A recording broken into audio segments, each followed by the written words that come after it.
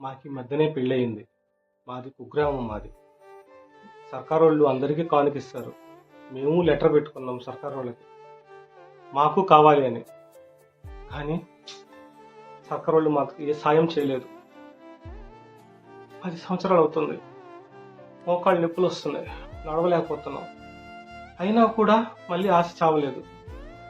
సర్కార్ వాళ్ళని నమ్ముకున్నాము. ఈసారి కూడా మొండి చేయి చూపించారు.